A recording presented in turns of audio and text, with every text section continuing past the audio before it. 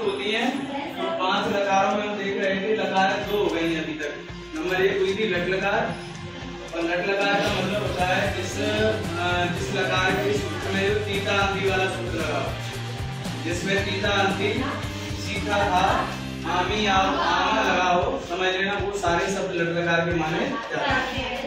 अब लट लकार के सूत्र में दूसरी लकार है लट के बाद है लट।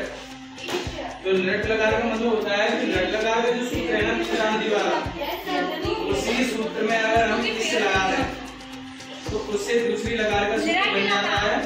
जैसे बनाते जैसे इष्यति, इष्यता, इष्यति, ये पूरे में इस लकार को दूसरी लकार है ना लट लकार बन जाती है, ठीक है ना। तो सूत्र लगभग लोगों को याद होगा, कितने लोगों को याद है हाथ पर करो,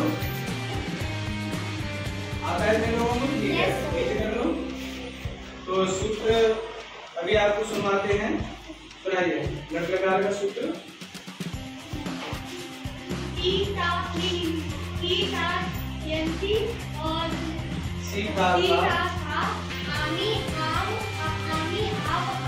अगर इसी सूत्र में अपन सूत्र बनाएंगे तो सारे शब्दों के आगे इस लगा रहे हैं तो बन जाएगा, लेकिन सरल है, इसे इससे अलग से याद करने की आवश्यकता नहीं है, केवल इष्यति लगा लेंगे और ये बन जाएगा, ठीक है ना। आज जो तीसरी लकार चल रही है वैसे तो लंग लकार है तीसरे नंबर पर, लेकिन लंग लकार के पीछे ये सरल पड़ती है तो लकारों का क्रम बदल देते हैं, तो तीसरे नंबर पे इससे पढ़ लेते हैं। पढ़ाएंगे 5 आज ही, तो तीसरा ऐसे कर लो, फिर चौथे पे लोट लगा और 5वें नंबर पे लंग लकार करा देंगे, ठीक है। क्रम बदलने से कोई दिक्कत नहीं आएगी। हाँ, लेकिन ये पढ़ने की तरीके से सरल पड़ती है, ऐसे पढ़ते हैं तो इसलिए हम तीसरी लकार कौन सी सीख रहे हैं, उसका नाम है डिडलिंग लकार। तो डिडलिंग लकार को देख रहे हैं तो सबसे पहले प्रत्येक लकार को बनाने के लिए सूत्र होता है बच्चों। अगर वो सूत्र हमको आता है तो हम डिडलिंग लकार के सारे शब्द बना सकते हैं। तो वो सूत्र क्या है, तो उस सूत्र को हम देखेंगे। ये जो सूत्र लिखा हुआ है इसका सूत्र लिख लीजिए, सारे लोग हेडिंग बना लो, लिखिए एत एताम, अभी लिख लो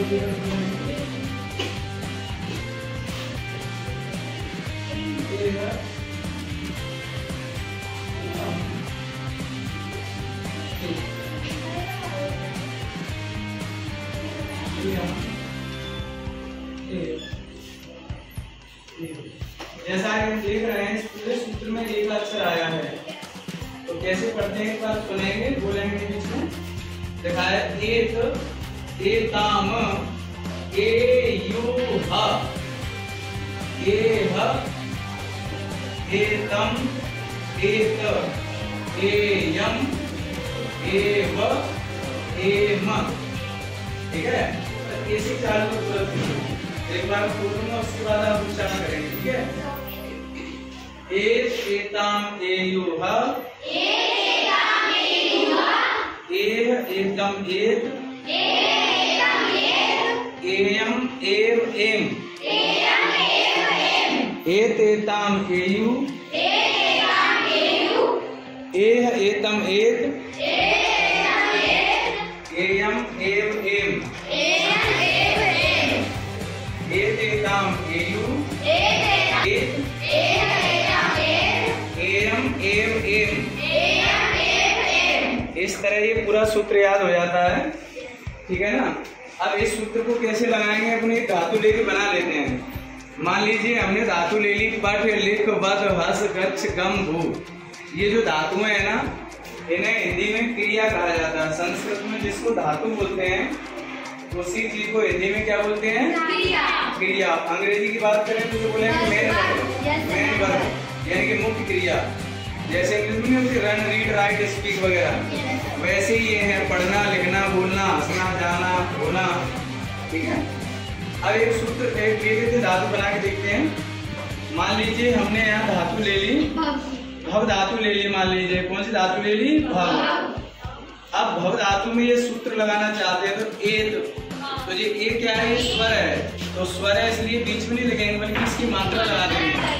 और इसकी मात्रा लग जाएगी तो ये हो जाएगा एत। बड़े आराम से लिख लेंगे भवेत।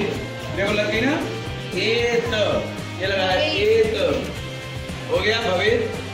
अगर यहीं पे पट होती उतर जाता पठेत, और यहीं पर लिख होती, हस होती और गच्छ होती, कोई भी धातु लगा लेंगे सूत्र ऐसे ही लगेगा।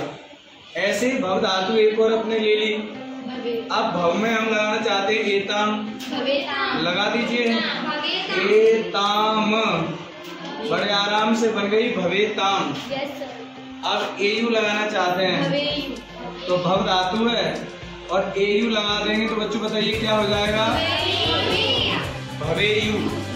अगर इसी जगह पे हमने पट लिख दिया तो पट के बोल बताओ क्या क्या होगा पूरा, यानी पठेत पठेताम पठेयू। अगर गच्छ होती तो गच्छेत गच्छेताम गच्छेयू, और लिख होती तो लिखेत लिखेताम। एकदम सिंपल है, खास बात नहीं है इसमें। एक अगला लेते हैं, भव धातु मध्यम पुरुष बना रहे हैं, मध्यम पुरुष, तो मध्यम पुरुष का लाइन मध्यम होगी।